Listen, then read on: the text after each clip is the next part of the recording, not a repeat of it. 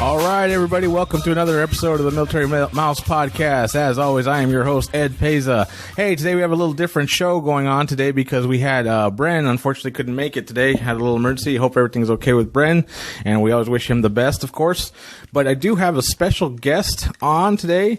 It's Cristian, right? Cristian Montalvo. All right, and I'm going to introduce him. So basically, what we're doing today is we're doing a new crusade, Bren and I, about veterans and homelessness. Right? We hope everybody's had a chance to go to our new Facebook page that Save Cash, Save Vets. We've made those deals with those vendors to where they can they're giving us great deals that you can save great money and stuff that's coming up for summer and Mother's Day and things like that. But the real great thing about it is that they've agreed to give a percentage of all the sales to we're going to do a regroup for vets, which is a homeless charity for veterans, and we're going to hopefully get that those percentages from those sales and be able to hand them a check over hopefully in December, which is our plan. But the reason I brought Cristian in today was because I've met him a couple months ago, and he's a very, very interesting guy because he's the passion that I see in him. We've talked about passion before in this show, and you really have to be passionate about what you do, which is like something me and Bren are passionate about this show, and you can't fake it. You can't fake passion. And when I talked to this guy and he was telling me all about what he does, I could see the passion, and it could have been anteating or whatever. I don't care. But this guy, he just had a passion for what he was doing, and he's an entrepreneur.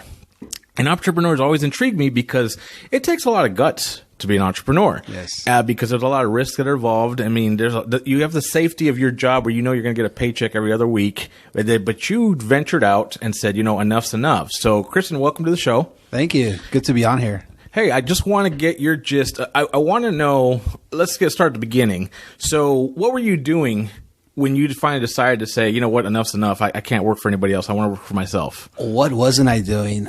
First of all, thank you for bringing me on the show, Ed. I've been following it. I think it's a great mission, a great cause. It is a privilege. It is an honor for me to be here. Actually, I'm a public speaker. I help, I coach, I mentor. Okay, get your own show. I coach, I mentor in sales and marketing, and sometimes I get speaking engagements. People invite me, and you kind of want to wait for that invite. But I really wanted to get on this show. There's something about it. And that says a lot about you, your character, Bren, and also the show itself. I started my career doing everything, and some people may relate to this. I did everything from backbreaker jobs, in construction. I did washing dishes, restaurant, cook. I did everything. And once I realized that a blue collar job wasn't for me, because you get home beat up, you get home tired, and at the end of the week or at the end of the 2 weeks, you look at your paycheck and it's not rewarding enough. And one of the things that I realized early on is that I wanted to make something better of myself. So I became a professional in office administration. So I went from backbreaker jobs to learning a skill, to learning a skill set, and started, picking up on computers and Microsoft Excel and Outlook and all this great stuff. And it put me at a different income bracket now, because now I wasn't the dishwasher. And nothing against that. Some people are just wired that way. Some people are meant to do that. My brother, bless his heart, my brother and I, we're completely different. He's the blue collar guy all the time. And then the reason why I went white collar is I wanted to earn more money and break my back less, if you will. And that just developed into what I am now, actually. Yeah. Well, and I understand the blue collar because in the past, being a blue collar worker was something to be very, very proud of. You had a good job. You stayed there for 20, 30 years, retired with a pension, got a gold watch when you retired. That's the way it was. But as we've evolved, I mean, now it's very rare that you stay at one job for 20 or 30 years. Like, for example, I'm 48 and I'm on my 10th job since I've left the Army. So, and it's not just because maybe I got bored, but at the same time, businesses, they dissolve, you have to move forward, something, they go out of business, and so things like that. So, I don't think the blue collar mentality works now as it used to back in the 50s, maybe the 40s after the World War II, the baby boomers.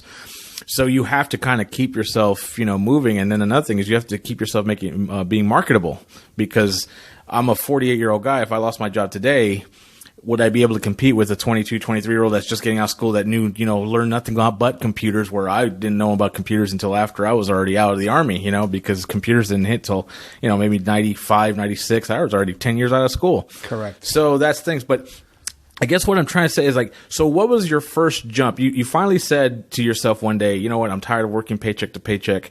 I'm going to go ahead and what was your first jump? What was the first thing you did when you actually touched on a couple of very important things. The first thing I want to address for our listeners is that he mentioned he's 48, but he really looks 62. Oh, yeah, I know. That's a compliment. I have a face made for radio. For yes, he does. I, on the other hand, am also available for TV shows. I'm just kidding, guys. But you did touch on a couple of very important things. You know, times have evolved. We are no longer in the era of, 50s and 60s where you worked a full career with one particular organization, with one company, with one job. As time evolves, people are looking for cheaper, better, faster, smarter.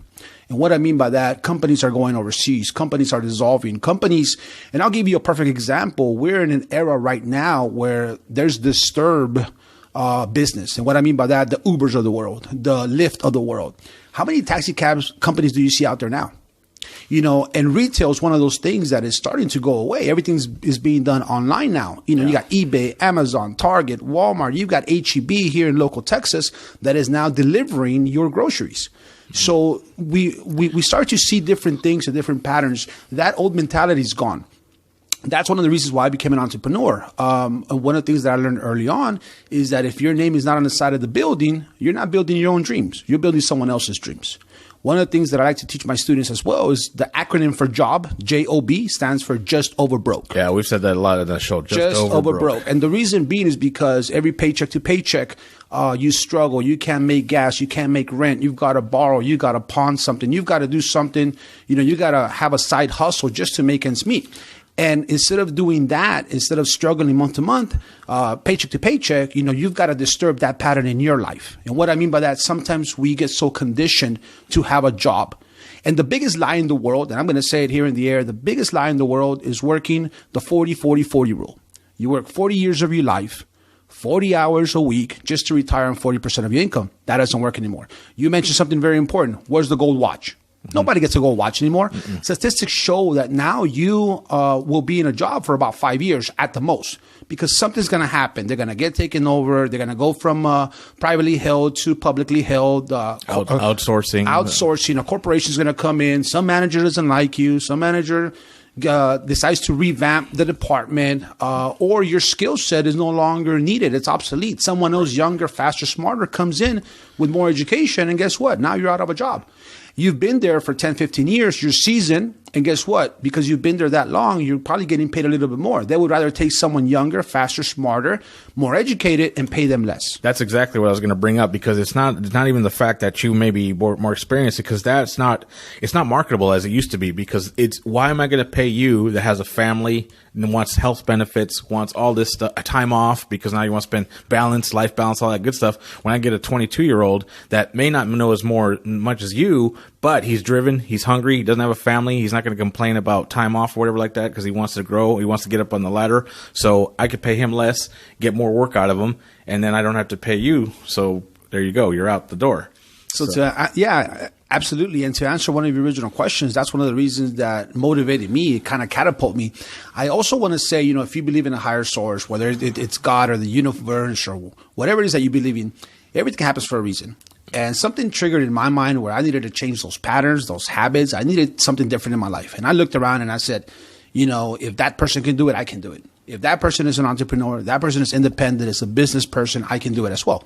And that's what kind of led me to kind of start being curious and start looking around to see what I could do differently, because, I hate to say it, I love my friends, but I sometimes don't love what they do. They're the type of mentality where, they love, going to work. They love getting a paycheck, but they struggle. Every paycheck is a difficulty. Every paycheck is a problem, but they don't see the pattern because they're conditioned that way. They don't know anything other than what they already do. Well, it's like you said, just over broke. And my theory is that it's not a theory, but it seems to be true from what I'm seeing. They give you enough money to where you can survive, and you're afraid to go anywhere else because you don't want to lose that. And then that's the conditioning in their mind. They're brainwashing you. It's like, we're just going to give you just enough money so you can survive, but not enough money to where you can actually do anything to venture out, to discover that you can do some things on your own, you know? So it's your conditions. That's why you live paycheck to paycheck, because if you miss that, I tell people all the time, you're one paycheck away from being broke, you know? And if you miss that next paycheck, so of course, what motivates us? So we got to get up, we go, and we do what they're bidding, and basically that's what happens. That's you get brainwashed, and then you get in a cycle, and next thing you know, it's 40 years later. Lord forbid something happened. You know, you wind up getting sick, and you miss a few days or a whole week. You're already behind the ball. You know, you're just making it as it is, and if you happen to miss, then you know you've missed rent, you've missed car payment, food on the table, right? And that's one of the things that I didn't want to end up being. You know, and every day I push to educate myself, be better. I have a hustle, you know, and whatever that hustle is for you, I'm not sure what you're passionate about, but one of the things that I always say, and I'm pretty sure you've heard it before, if you're passionate about something, you'll never work a day in your life. You know, maybe it's not about the money for you. Maybe it's about helping people. Maybe it's about helping yourself, your family. You got to have a why. You got to have a reason why you do what you do. The why for most people is they want a job. You know, I see it on social media all the time, on Facebook. Oh, I hate Mondays. Mondays suck. Well, I've got news for you. Mondays don't suck. Your job sucks. Yeah. Oh, Mondays sucks. Mondays don't suck. Because if you've got a great job, if you've got a great opportunity, if you're an entrepreneur, if you're independent, if you're passionate about what you do, guess what? Mondays rock. Tuesday, Wednesday, Thursday, Friday, Saturday, Sunday, Monday, they all rock. But let me tell you something. When you hate your job, oh, Mondays suck. And I come out and I call them on it. Mondays don't suck. Your job sucks. Your income sucks. Your education, your skill level. That's what sucks. That's why you hate going to work. And then I see him on Wednesday. Oh, it's hump day. Almost there. 2 more days. La, la, la. And then Friday. Yeah, it's Friday. Let's party. And then before you know it, oh, Sunday. Man, tomorrow I'm back to work. It's just late. And what people don't realize is they're confessing this out of their mouths, right? They're saying it, right? They're believing it. They're living it, but they're not doing anything about it. That's like someone coming to me with a problem but not having a solution. Oh, this is my problem. This is my problem. This is my problem. This is my problem. And in my mind, I'm thinking, well, what's your solution? All you're telling me is your problem. At this point, you're just whining, right? Oh, poor me, pity party. And that's what happens with most people. We're conditioned to have that pity party. We're conditioned to whine and complain and bitch and moan about stuff, but we're not conditioned to change that lifestyle. And that's one of the sad and most unfortunate things in life, that you're not conditioned to break that cycle. So, well, what did it for you though? I mean, like I said, what you said, you were talking about how you'd finally said one day, you know what, I'm done. So what was that final push, that final thing that you just said, you just sat there and said, I can't do this anymore? What was that final push? I think it wasn't something that I saw and all of a sudden I had this enlightenment. I think it was slowly building up. You know, going from one job and having a bad, you know, let me be honest with you. You know, let me be very transparent. It was having a job and having a shitty manager. It was having that asshole manager who just pushed and pushed and pushed. And no matter how much you gave them 100, 110, 200%, they're never happy. And that's what's going to happen. They're going to squeeze every single a drop of energy out of you. They're going to squeeze every single passion, every dream, every motivation, every inspiration you have. And at the end, you wind up empty in spirit. You have nothing. And then you got to find yourself. You know, it's kind of like you're lost. You're empty inside. Why am I doing what I'm doing? Why am I coming in here every Monday, Tuesday, Wednesday, Thursday, Friday to get beat up by this asshole and I don't even get paid enough? And then I look at my paycheck and there's bonuses missing and there's overtime missing and they're cutting this and they're cutting that. And now you don't have benefits and now you got to come in on Saturday. Why do people do that? And there came a point in my life. Now, I am very big on personal development. And one of the things that I've heard from a speaker was there's going to come a time in your life where it's going to be a turning point. There's a fork in everyone's life. And that day is going to come when you're disgusted, when you've had enough and you no longer want to continue doing what you're doing. There's going to come a day of disgust and a day of discovery. When you're completely disgusted, when you can't take anymore, when you're tired of being tired and you're sick of being sick, you're going to want to make some sort of move in your life. And that's what did it for me. After a while, you know, finding shitty jobs, shitty pay, you know what? I need something different. But in order for me to get something different, if I go and create another job, if I go get another job, I'm going to create the same pattern for myself. Right. So what am I going to do? I'm going to build my own destiny. I've got to build my own reason. I've got to build my own passion. I've got to build my own business. And that's where I started looking. I started getting curious and I decided to move away from the corporate world and decided to be independent. Okay. So what was your first jump in the, well, not on corporate, but your entrepreneurship? What was your first, I guess your first gig? Oh man, that's a great question. And a lot of people, when they see bigger people, celebrities, people who've made it, they only see, oh, he's an overnight success. No, he's not. Oh, we saw him on TV, on MSN Money. We saw him on the Shark Tank. Some people only see the end result. Yeah. Some people only see success. They don't see what you have to go through. Right. And in success, there's going to be a lot of hang-ups. There's going to be a lot of beat-downs. There's going to be a lot of breakdowns. There's going to be people don't believe in you. People don't trust you. People will tell you otherwise. Oh, you're not going to make it. Just get a regular job. Oh, this and that. You're going to hear it from family members. You're going to hear it from friends. You're going to hear it from coworkers. You're going to hear it from everyone. And the reason being, I don't blame them for that because they're still conditioned to have a 40-40-40 plan, right? 40 hours a week, 40 years, and retire 40% of income. That's what they're conditioned to. So they're always going to beat you up. My first gig, I guess, is a passion of mine, is photography. That was the first thing when I learned, and I did it for fun. I took pictures of things. I took pictures of sometimes in order for me to create my profession, as a photographer, because I'm a photographer as well, I started taking pictures of different things to educate my eye. I took pictures of buildings, and sometimes I would create certain assignments. This week, I'm going to take pictures of square things, round things, shadows, light, water. And that conditioned my eye to be able to have a good eye for photography. So my first gig was actually being a photographer. I did Sweet 16s, quinceañeras, weddings. I did them for free. Once it started taking up a lot of my time where I needed to edit, and back in the days, 35 millimeter, I needed to go out and, put some money out to get the prints out. Once it started taking a lot of my time, then I started charging for it. So one of my first gigs that up until today I still do was photography. That was one of my first entrepreneurship roads that I took in life. Okay. And then, so how did that come about? So like you said, when did you decide to start, you said right now you start charging people when it started costing you, things like that. So how did you get your price points? I guess what I'm trying to do is educate my listeners to what steps you took to finally get to that point where you started getting paid for it. It's like, okay, and here's how much it's worth.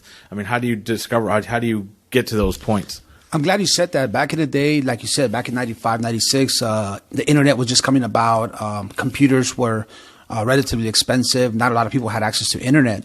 Today, you've got, a lot of the younger people that we have that are listeners today, you've got everything at the touch of a button. You've got everything on your iPhone or your iPad or your Android. You've got a lot of resources. You got the internet, you got social media, you got people you can follow. You've got, Twitter, Instagram, Facebook, YouTube is a big educator. For me, even today, when I don't know anything, I just go on YouTube. I YouTube it now.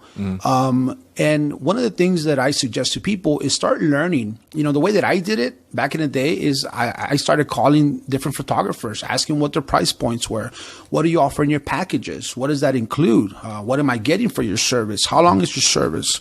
Do you have a payment plan? I just started picking people's brains. I started to, always educate yourself in the type of industry or business you want to be in. Call the local competition. Call your competitor and find out what they're doing and maybe take a little bit from them. You always want to get as much information as possible, but you want to take the good and also you want to leave the bad. And then you're going to create your own program. You're going to create your own price points, your own packages. You're going to create your own style of photography. When I mean photography, I mean whatever it is that you want to do. Whether you want to be a retailer, baker, Ed wants to be a hair model, things like that. Gotta have hair.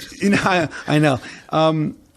So whatever you want to do, I guess the short answer to that is just educate yourself in the industry you want to be. Also, make sure it's an industry that's not so saturated.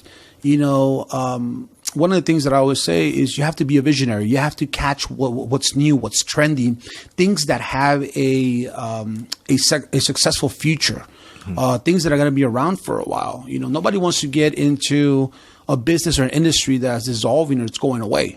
Well, it's a good thing you bring that up because that was kind of where I'm headed toward my next question. Because since I've known you and you've talked about photography, I know that you've branched out into other business ventures. So from what you're telling me, it seems like don't stay in one. Keep opening yourself up to new possibilities. So what other things are you doing now? What you started with photography? What else have you ventured on to? Because I know there's a couple of things that you do. Absolutely. One of the things that I like to mention is that every millionaire you see out there, every successful millionaire and billionaire, they have 12 to 20 different streams of income. Right. Don't limit yourself. If you want to be a business person, if you want to be business minded, if you want to be an entrepreneur, you have to keep an open mind. You have to continuously educate yourself. You have to continuously mirror people. You have to continuously follow people that are more successful than you. And to answer your question, I do a little bit of everything now. I have a small company by the name of Special Events San Antonio. You can find us at specialeventssanantonio.com. And what we do is I'm taking a pause there because what led me to this business was my daughter's own quinceañera. Okay.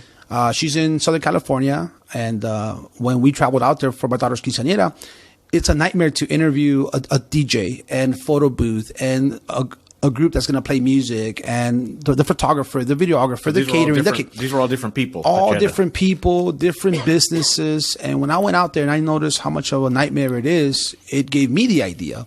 And a lot of ideas that you're going to get as an entrepreneur, they're going to come from your own struggles. How could you make something better? And when I came back to Texas, I'm living out of San Antonio now. When I came back to Texas, I said, I've got to make this easier for parents. How can I make it easier? Well, let's create a one-stop shop for parents.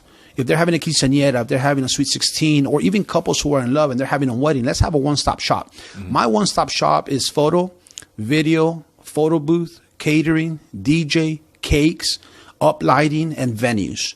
What do I mean by that? I don't want someone to go out and have to interview 20 different DJs, 10 different photographers, 5 different photo booths. I want people to come to me and have a one-stop shop. I'll consult with them. I'll cater to their needs, and I'm going to provide all the different businesses for them, the different services. And the reason why I do that is because I wanted to simplify it. I want to make it easy for the consumer to find everything they need for their special event. So you're not exactly the planner, but the planner could come to you and say, hey, I need all these things done for this one wedding or quinceañera or whatever it may be. So that's what the planner. So you don't actually plan the wedding for them, that you just provide all the services that come with it. That is correct. We provide all the services. They could either get a package from us or they could go a la carte.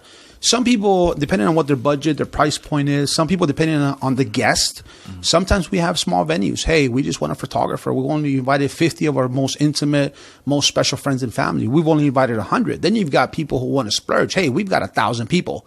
We need 2 photo booths. We need 2 DJs. We've got 2 different places where they can go dance. We need 3 photographers. So it really depends. So we custom cater to everyone's need. Wow. We custom tailor everything. If people want something a la carte, we'll give it a la carte. If people want a package, we give them a package.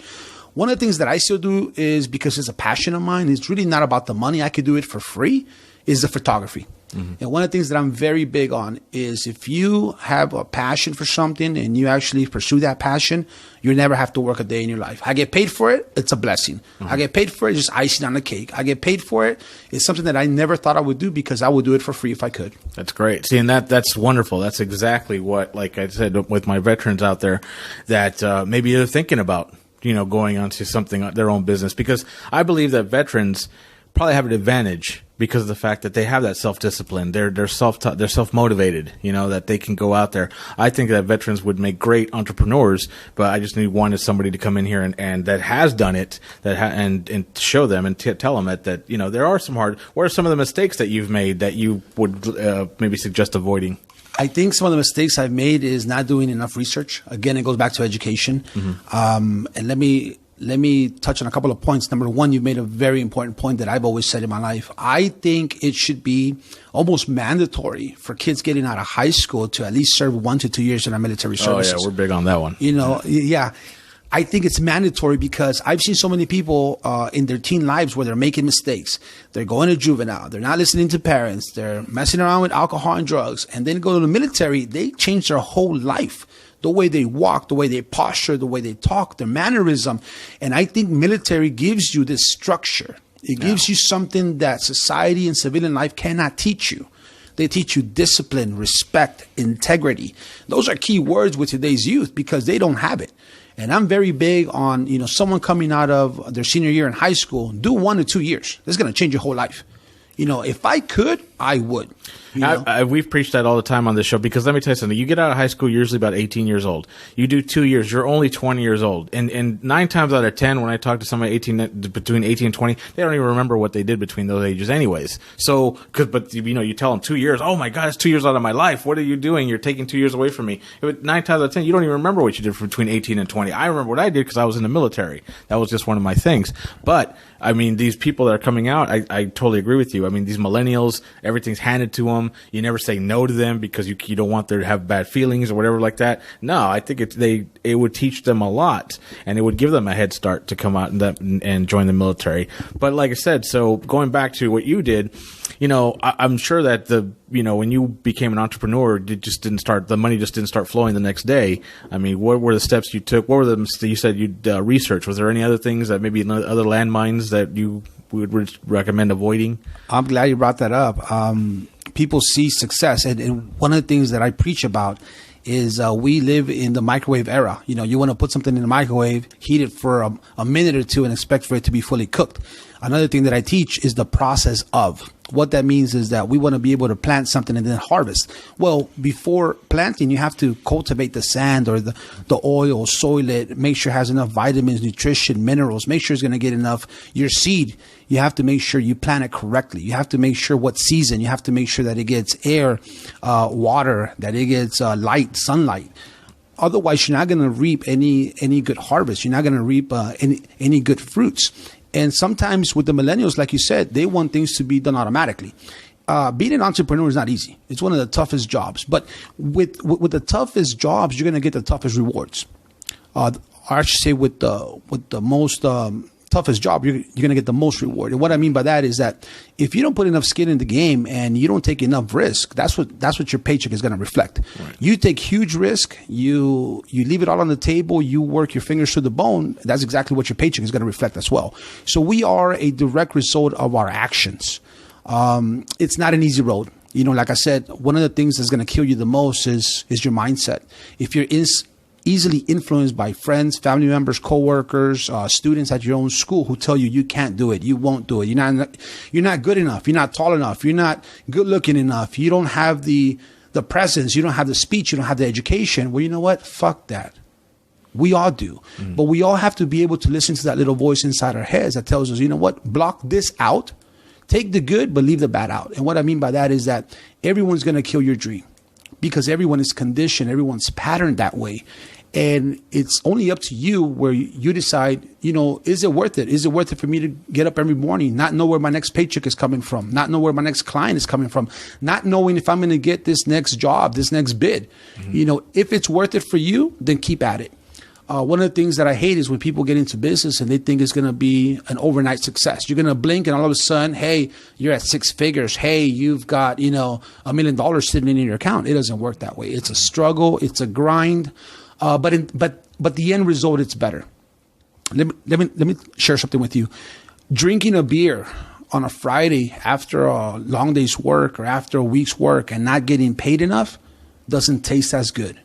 When you're drinking a beer on a Friday because you're building your own life, you're building your own legacy, you're leaving something behind for your kids, and you're building those 6 figures and eventually become a millionaire, that beer tastes a lot better. Yeah, that's very good. True. I mean, I like the way you put that because it is true. I mean, we struggle every day. I call myself a ham and egger. And the reason that's my saying for people that wake up, go to work, come home, eat dinner, watch the news, and go to bed and do it all over again. I call them ham and eggers.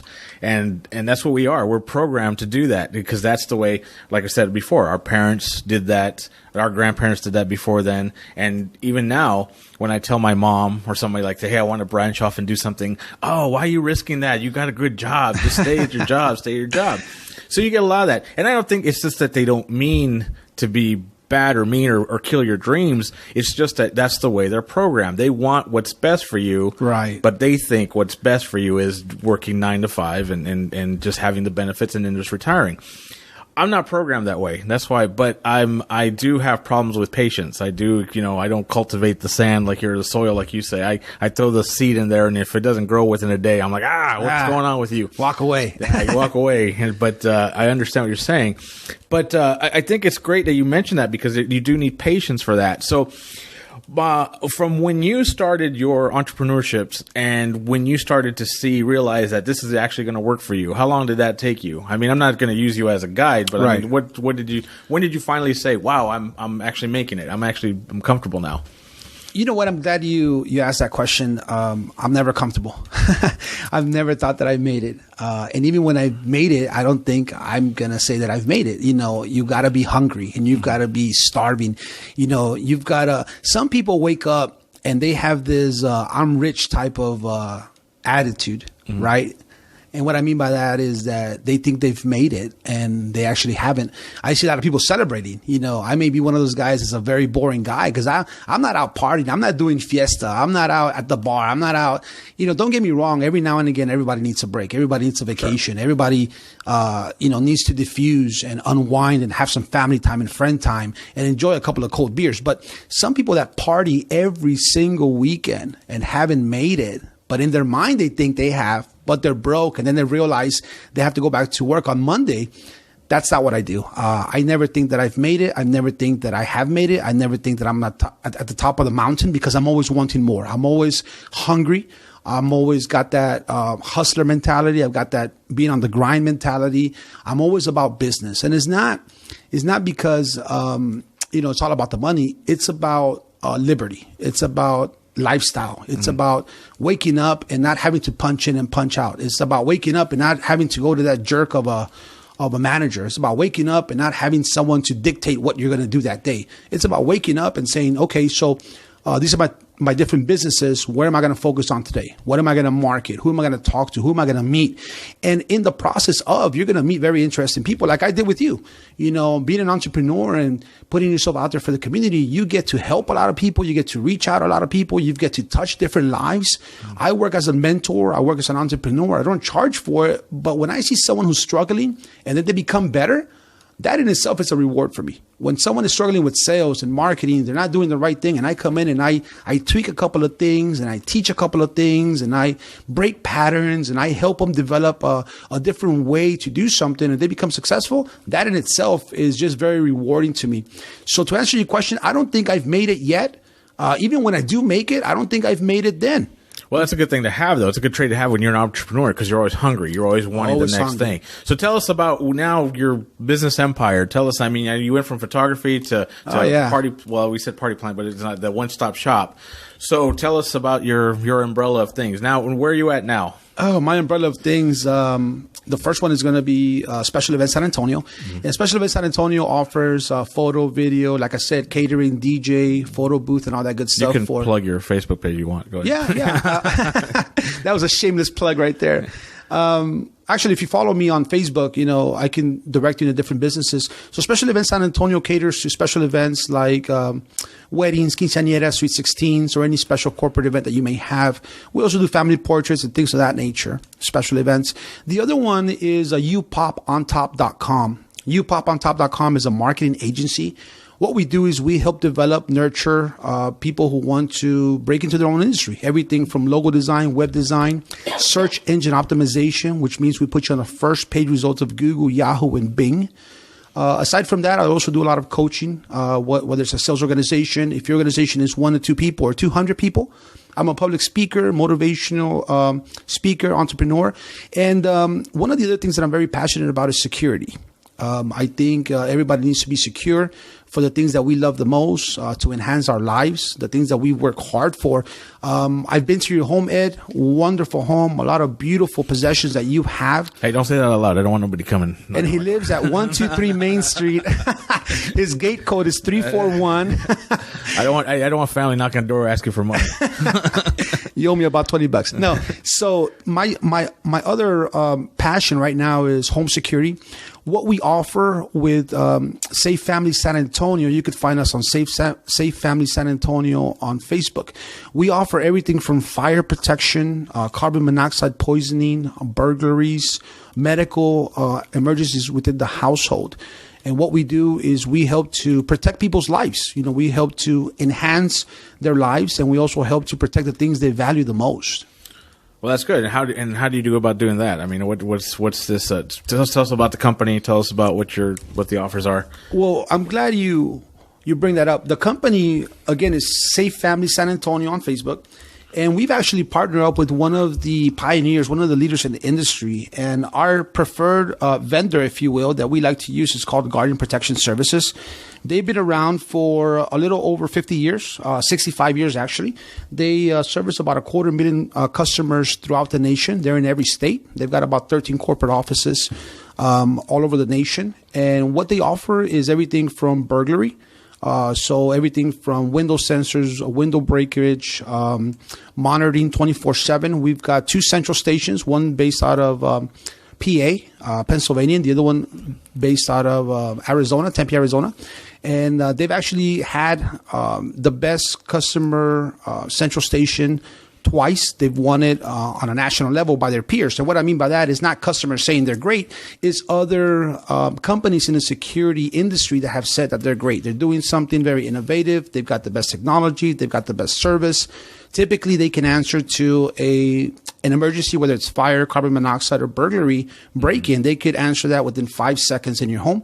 They can dispatch the authorities. They can dispatch fire, ambulance, medical, police, if you need it, depending on what your emergencies are. One of the things let me interrupt you here because I want to say this is one of the things that touches me because, like, for example, I have a mother, an elderly mother that lives alone. You know, she does live with a niece, but my niece does have to go to work and stuff like that. So there's a lot of times I worry about her. You know, what happens if she falls down? She's already had 1 stroke, so I worry about her. So something like this is where we started talking about how I'm very interested because of the fact that it's not just about guarding your home. It's not just about an alarm system. It's also about guarding the people that you love, like you mentioned, and this thing that that my mom can wear. It's like the commercials say, I've fallen down, I can't get up, but at the same time, it's a little bit better than that. And that's something that's very interested in me. And I think that's something that would interest, especially with my veterans, because they're a little bit older. Some of them may be a lot older. Right. And it's something that they may be really interested in looking into. Medical emergencies could happen at any time. Typically with our elders, they suffer from stroke. Sometimes they suffer from heart attack. Sometimes they're a little bit weaker. They may fall. And what we offer is a pendant they could wear around their neck, or we offer a wristwatch where they can just push a button and they're going to get someone live. Again, the correspondence typically is within seconds. They're going to get someone live at the central station, whether that's in Pittsburgh or Tempe, Arizona. They're going to get someone who's going to ask them questions. What's going on? What's your medical emergency? How can we help you? Do we need to dispatch, fire, an ambulance, the police? What is it that's happening? If, for example, an elderly person forgets to arm their system, right? Because we're not just about security. Someone breaks into the house. The alarm doesn't go off, but they've got a pendant they could touch. They could immediately start talking to someone on a 2-way communication and say, someone just broke into my house. I didn't arm my system. I need for you to dispatch police immediately. So one of the things that we do is we also, in a way, we hold the authorities accountable. Some people say, oh, well, the sheriff department, or I live in a small town or community, they don't respond fast enough. Well, what we do is once the call goes to a distress call goes over to the central station, we verify it's an emergency. So then we contact the authorities and say, hey, we have a verifiable emergency at 123 Main Street. Someone just broke into the home. It's a 60-year-old elderly person, and they give the details, and they dispatch authorities accordingly, whether it's medical, fire, and or police. That's a good deal. I mean, that sounds like something that, we would all be considered because of the fact that, like I said, nowadays, like you mentioned that there's a robbery or a break-in like once every 14 seconds or something like that. It was incredible. I was like, I just couldn't believe it. Every 16.4 seconds, a burglary occurs in someone's home. Typically, they'll come in through the front door. 60% of those people sometimes are home. So let's say you've got a wife that works out of the house, or you've got a wife that is a stay-at-home mom, and you've got young ones. Someone comes to the door, you have no idea who they are. You just moved into the neighborhood. You don't have a security system. How does that person, how does that mom, how does that spouse defend themselves against an intruder? Someone who's got a bad agenda, someone who wants to hurt, someone who wants to take what's most valuable to you. And one of the things that I ask people whenever I do a presentation on security or fire or medical is I say, close your eyes. And, if I'm talking to 25 people or 200 people, I say, hey, close your eyes. And I want you to answer this question with your eyes closed. What is the most important thing to you? And I pause for about 10 seconds and I ask them, okay, open your eyes and give me your answer. Raise your hands if the most important thing to you is your spouse, your kids, your loved ones. And I would say 99% of the time, that's what's most valuable to them. And what we want to do is we want to be able to protect what's most valuable to you. Not only valuable possessions, those things come and go, but how do you replace a life? How do you replace, in a fire where your memorabilia is gone, your pictures are gone, your prints of your grandmother or someone who's passed away to a different life, someone who meant something to you? How do you replace that? Yeah. Sentimental value you can't replace. A life you can't replace. And one of the reasons why I ventured into that is not only to enhance people's lives, is to be able to help the community. I'm able to touch someone. If someone contacts me and says, hey, Cristian, someone tried to break into my home, but the security system helped. Hey, we had a smoldering fire that we didn't know about. The alarms went off and they dispatched the fire department and we were able to save our home. That's satisfaction to me. It's not about helping people only in business. It's also helping people with their own lifestyle, their own livelihood. And this is one of the reasons why I wanted to bring you on the show and everybody else. As you know, we've interviewed several people on this podcast, and I'd like to think that every person that we interviewed had a passion. Whether Antonio Ruiz, who's with Regroup for Vets, I like mentioning him because, man, he was like my first guest, and the passion that he had for his cause. I mean, the man broke down during the interview, and I mean, how can you not see the passion there?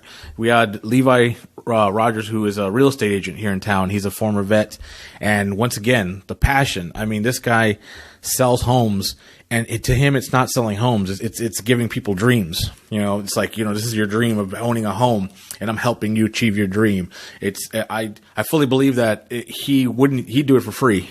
If he could, or with whatever. I mean, the guy has to eat too, of course, but he's just one of those where you could just tell the passion. I mean, I'm in no position to buy a home, but the way he talked, I was like, where do I sign? That's how we work. Same with you. I'm getting the same thing. When you tell me about something, I don't sense you are just doing it because, I got to make a buck, so here's what I'm doing. When I talk to you, I sense that this is something that's true to you. You're not doing this because of the money. You're doing this because it's something you believe in, and it's passionate, and that's what I like. I like to hear that stuff, and that's what I like interviewing people like yourself, because you had that. I think the whole entrepreneurship that you're doing is great. I think it's a risk.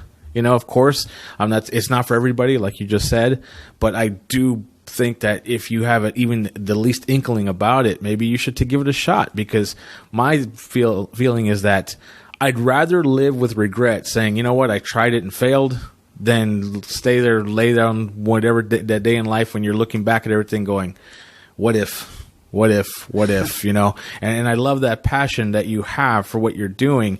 And I just want to get a little bit more too about, and this is a great, tell us a little bit more about this and what you can offer for our veterans out there that maybe be looking for something like this. Okay. Again, when I talk about Safe Family San Antonio, which is my own personal business, you can find us on Facebook. Our preferred vendor, our preferred service, because of the top-notch quality, the different technology that they offer. They have been seasoned, they're pioneered, again, around since 1950.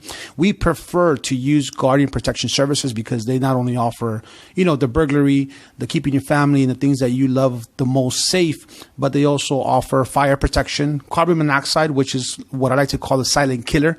You'll never know it. If you're smelling it, you're going to get flu-like symptoms. You're going to get lightheaded. You may just get like a stomach ache. You're not feeling well. You want to go lay down. It has different stages. That's one of the first stages. The second stage is you become unconscious. You fall asleep, and then you're going to go through stage 3 and 4, and basically you could perish from it. It's a fatality that is happening in the U.S. and people don't really know about it. So it's not just burglary; it's also fire protection. In the nation, typically there's 1.24 million fires reported, costing regularly about $3,200 worth of $3,200 deaths, and typically costing about $15,000 in civilian losses for their personal goods.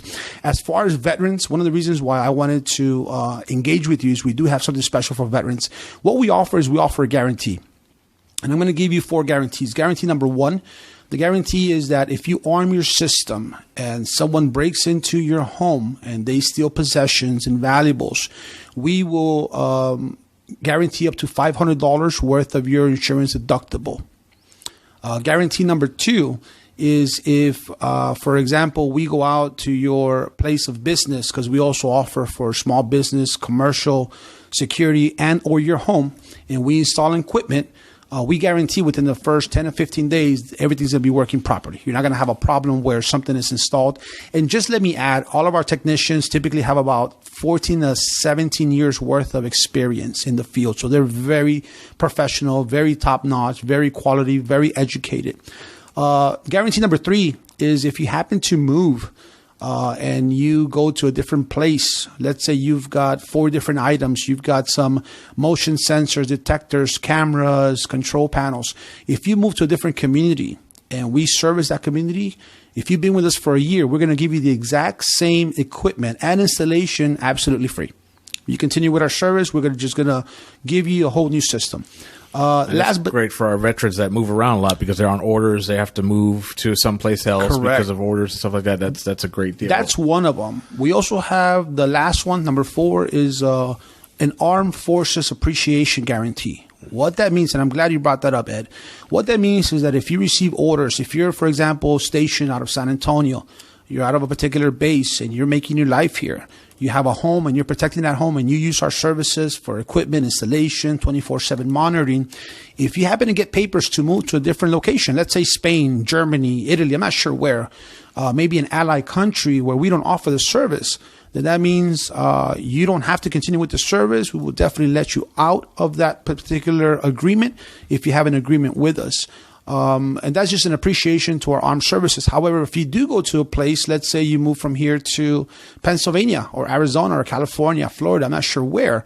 If you move somewhere, we will also relocate not only the equipment, but also the installation is completely free for our veterans. That's something that we value our veterans. Our CEO, our executive directors, our managers within the organization are veterans. So this is a company that actually honors people who have served in the military services. And the best part about this, guys, and the reason I wanted him on, and well, for a lot of reasons I wanted him on, but one of the things that they're going to do also is if you do decide to contact him and get a package, there is going to be a percentage that's going to go into once again, the Veterans Homeless Charity Fund that we're trying to build. So we do encourage, if you are even in the least bit of looking for a security system to secure your family, your home, and apartments too. You could do apartments. That is correct. Yes. Definitely get in contact with him. I'm going to put him up on the Facebook page and on our webpage so that you can contact him. Also, you can also contact us if you need to contact him. One of the last things I wanted to cover with you too also is that you did mention before that you're a mentor. You do some public speaking. Tell us a little bit about that. I mean, what does that usually entail? I think one of the reasons why I pursue that passion as well is because I want to be able to give back to the community. I know how difficult it is when you're trying to find yourself. I'm a life coach. So if someone has a particular pattern, if they're going through a bad breakup, a relationship, they're not getting along with their parents, they're not getting along with their spouse, they lost a loved one. And sometimes we become a little depressed. We become saddened. We become a little disassociated with our goals and our dreams. I'm able to kind of break up those patterns. I'm able to coach, advise, give my opinions as to what you could do to better yourself, your mental stage, your physical stage, your spiritual stage. As a business coach, I mostly deal with a lot of people who are struggling in sales, marketing, whether it's a company of 2. I mean, I'm dealing with a company right now. They offer hailstorm damage, hailstorm repair. It's called dentless paint removal. Their organization is one salesman, and I'm working with him. But I've also worked with organizations that have 100 people, whether it's a real estate shop, whether it's someone who is struggling, someone who wants to bring in a motivational speaker, an entrepreneur, someone who wants to bring more tools to the table, if you will. If your sales team is struggling, if your numbers are not where you want them to be, if you're not making enough profit, I can come in and teach certain patterns. I could teach certain tools and education that could help move those numbers up and make you more money in the end. For example, if you're a broker and you've got a real estate team and they're not really pushing themselves to greatness, if they're not really if you're not really maximizing their full potential. Sometimes it may be that we don't understand it, we don't see it, we don't think we can do it, and I'm there to tell you otherwise. I'm there to push you, motivate you, inspire you to be better than you were yesterday. Every day that you can get up and be a better person is a blessing. They can reach out to me via Facebook. They can reach out to me. I'm Cristian Montalvo, Cristian. Last name Montalvo, Montalvo. They could find me on Facebook. You may want to like get a motto or something because that's it's just something easy catchable and they could spell it out because I got to write that down to find you. You know what? I'm glad you mentioned bringing me on the show. And one of the things that I do want to, it's like my little disclaimer here. I get a lot of offers. I get a lot of businesses, and I'm glad you mentioned something about passion and guarding security. There's a lot of people that have engaged me. There's a lot of businesses that have reached out to me. They want me to come on board and hold the seat and hold the position, vice president of sales and sales manager and, sales superstar. But I really have to believe in a company. I really have to believe in an organization, a vision, a model, a reason why, core values. And I was approached by a company in the security industry. And when I saw what I could do for people and families, I've been a victim of burglary myself. Someone kicked in my front door, and my spouse at the time did not want to move back into the apartment. We were forced to move back, with her mom. I was young, she was young, and we were just scared to death. I had cash laying around. They took about $500, a VCR back then. They took the TV. I had a gun in the house. I believe in your right to bear arms. Speaking to military people, you're going to understand that. But the gun did no good because no one was home, right? How can I protect my family? And I tell people about home security, and they say, "Oh, well, I've got a gun." Well, what good is that for fire? I got a gun. Well, what good is that if you're at work, right? So what I want to say is that you have to be passionate about who you endorse and who you believe in.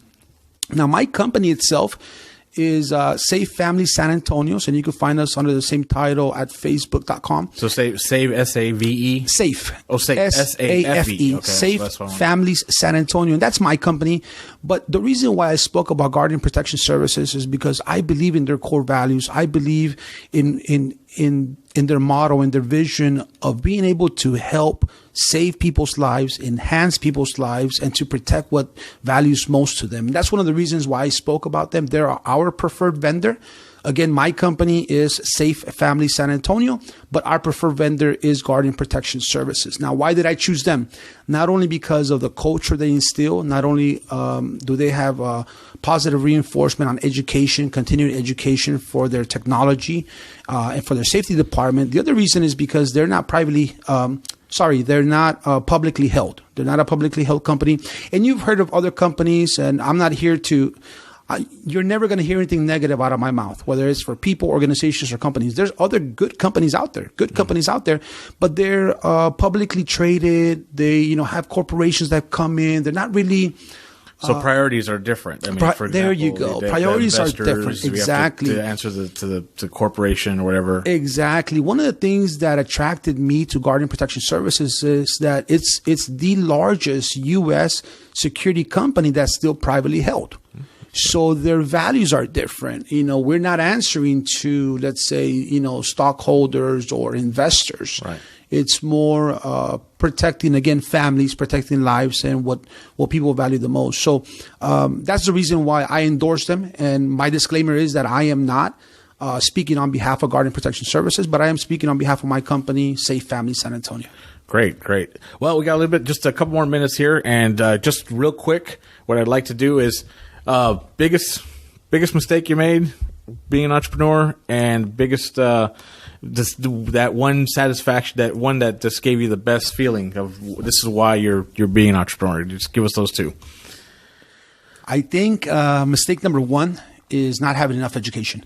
I've I've engaged with people who were not who they said they were. I didn't do enough research. I didn't do my due diligence.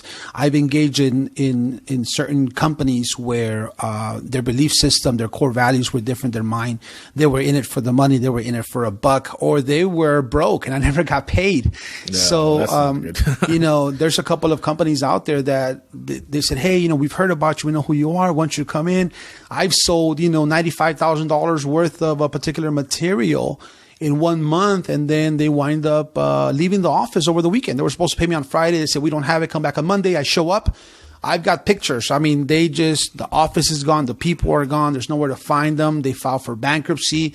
And there's a lot of people out there. I think today, different organizations, different people owe me roughly about $10,000 in commissions, unpaid commissions. So I think mistake number one is not doing enough research on the people you're working with. So do your homework. Do your homework. I do my homework with everyone now, who they are. And that says a lot about you, Ed, and a lot about your podcast. I don't just come on. I mean, I get speaking engagement invitations. I, get invitations to work with different organizations.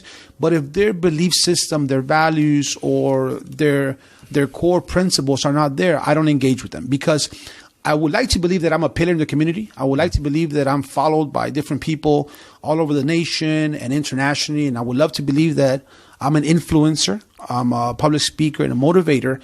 I would like to believe that I'm a positive image in the community. So I don't want to associate with someone or something or some organization or business that's not doing the right thing. One of the things that I believe is having high integrity. And what I mean by that is integrity to me is doing the right thing when no one's watching. All right. And one of my core values is never do the wrong thing and never say something that's not true. And if you can believe that and instill that in your own life, you're going to do very well. So number one, what to avoid is a lack of education. Always educate yourself on who you're going to engage with. The biggest success for me, again, is one of those things where I'm constantly hungry. I don't think I have many great stories. But I think the best satisfaction for me is being able to help someone. If I help someone overcome depression, if I help someone after a bad marriage, after a bad breakup, if I help someone after a death in a family, if I help someone to break that particular pattern in their life, their lifestyle, if they went from negative to positive, if they went from making a certain amount of money to making more money, if they went from being on the street, being homeless, to having their own place, if I move someone from walking or catching a bus to driving their own car, it doesn't matter what it is. The greatest satisfaction that I get, and if you notice within my businesses, it's always businesses that give back to the community. Mm-hmm. It's always a business, because personal satisfaction to me and my biggest success is being able to help people. So if I could leave you with my biggest success is not one thing in particular. If I can leave you with some advice, is the same thing that I say over and over again. If you're passionate, if you're truly passionate about what you do, it does not feel like work. So I love my Mondays, Tuesday, Wednesday, all the way through Monday again, because every day I wake up with a mission. Who can I help? How can I help? What am I going to do today to enhance someone's life?